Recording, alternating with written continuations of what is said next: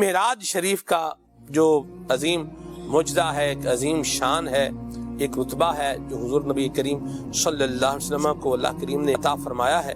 اور قرآن میں اس کا ذکر ہے، احادیث متواترہ میں، احادیث مشہورہ میں جو ہے وہ ذکر ملتا ہے۔ تو ایمان والا تو اس کو جو ہے وہ تسلیم کرے گا، مانے گا۔ لیکن اگر کسی کے ذہن میں کوئی یہ سوال آئے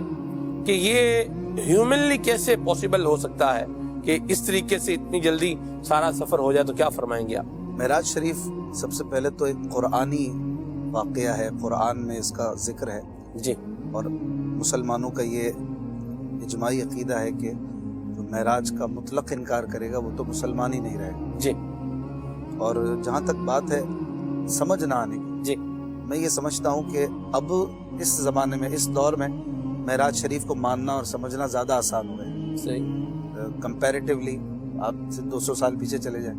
صحیح، تو ایمان کے اعتبار سے وہ لوگ ہمیں مضبوط نظر آتے ہیں، لیکن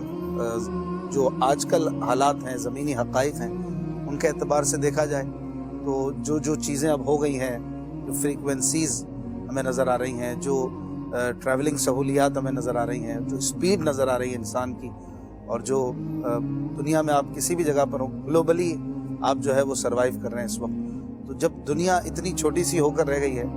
تو جس رب کریم نے حضور علیہ الصلوۃ والسلام کو معراج کروائی ہے، واہ، وہ رب کریم کس قدر بڑا قادر ہے، ہر مسلمان کے عقیدے میں شامل ہے۔ اور سب سے بڑی بات وہ یہی ہے کہ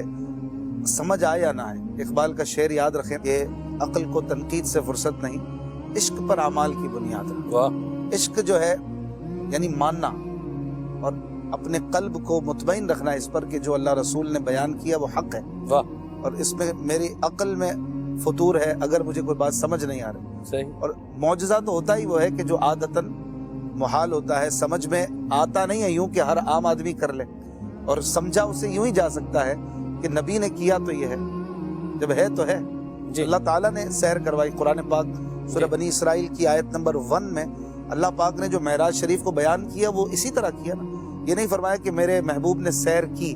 بلکہ اللہ پاک جانتا تھا کہ یہ جو معاملہ ہے اس پر اعتراض کرنے والے اعتراض بھی کریں گے، تو اس کو اور آسان کر دیا تاکہ کسی طرح کا کوئی خلل ہی نہ رہے۔ فرمایا سبحان الذی اسرا،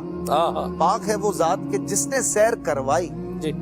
تو سیر کروانے والا کون ہے اس کی طرف دیکھا جائے، واہ، مسلمان کے لیے تو کوئی اشکال اور کسی قسم کا سوال باقی ہی نہیں رہتا۔ اور دیکھیں تو ایک بہت بڑی دنیا جو ہے وہ اس کو بڑی آسانی سے سمجھ سکتی۔ خالق کائنات نے اپنے محبوب کو یہ ٹریول کروایا، یہ سیر کروائی، اور وہ کس طرح سے ہوئی جب ایک انسان چھوٹی سی عقل رکھنے والا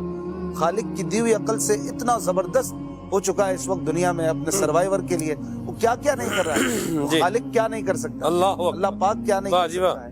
اور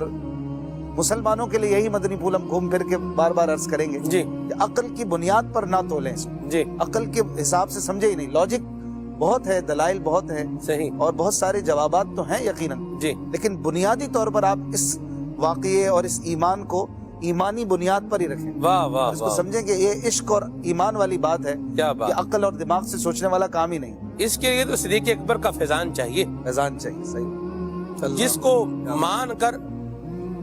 جناب ابو بکر کیا بن گئے؟ صدیق اکبر بن گئے، اور انکار کر کے ابو جہل مزید جہالت میں اضافے کر کے تو بندہ اپنا حساب لگا لے کہ اس نے اپنا شمار جو ہے وہ کن کے ساتھ کروانا ہے، کن کے ساتھ